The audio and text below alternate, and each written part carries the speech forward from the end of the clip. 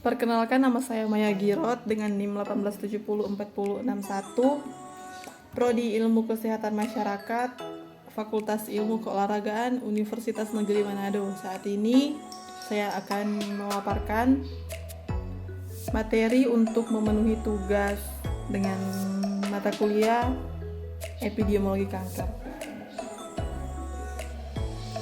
Yang pertama, kanker prostat. Kanker prostat merupakan jenis kanker yang menyerang pria dan terjadi dalam kelenjar prostat. Jenis kanker ini umumnya memiliki gejala gangguan buang air kecil. Sebagian besar pengidap kanker prostat umumnya berusia lebih dari 65 tahun. Meski begitu, kanker prostat terbilang tidak agresif dan terjadi secara perlahan.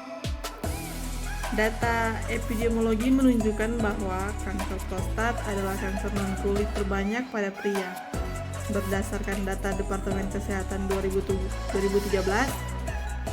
kasus kanker prostat memiliki prevalensi sebesar 0,2% di Indonesia.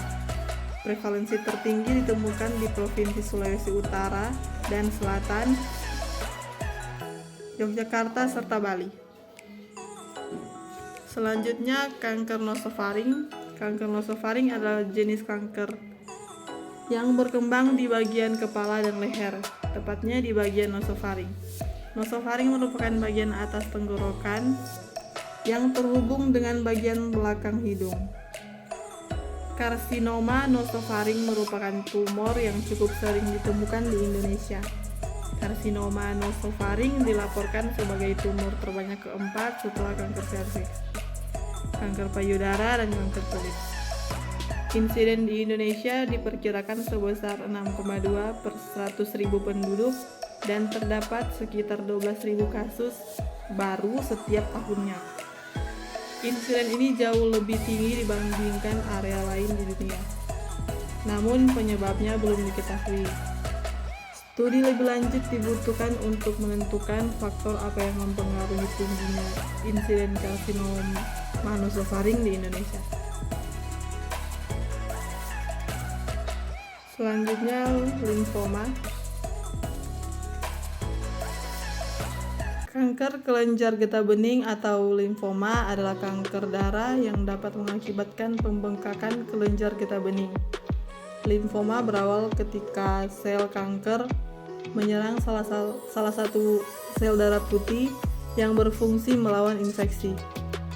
Data epidemiologis menyebutkan bahwa limfoma Hodgkin merupakan jenis penyakit keganasan yang paling jarang dijumpai di Amerika Serikat, dengan tingkat insidensi sekitar 2,6 kasus per 100.000 orang.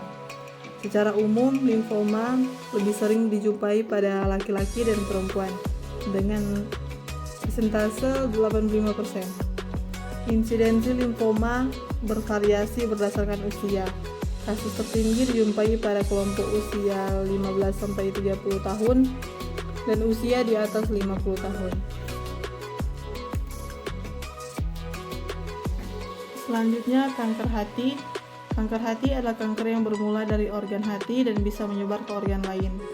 Kanker hati terjadi ketika sel-sel di organ hati bermutasi, kemudian membelah diri secara tidak terkendali dan membentuk tumor. Kanker hati terbagi menjadi kanker hati primer dan kanker hati sekunder. Leukemia. Penyakit leukemia atau lebih tepatnya leukemia adalah kanker darah akibat tubuh terlalu banyak memproduksi sel darah putih abnormal. Leukemia dapat terjadi pada orang dewasa dan anak-anak. Epidemiologi leukemia secara global prevalensi 13,7 per 100.000 populasi dengan tingkat mortalitas 6,8 per 100.000 populasi per tahun. Di Indonesia, riset kesehatan dasar tahun 2013 menunjukkan bahwa leukemia merupakan salah satu kanker yang paling banyak ditemui pada anak-anak. Sekian pemaparan dari saya. Terima kasih.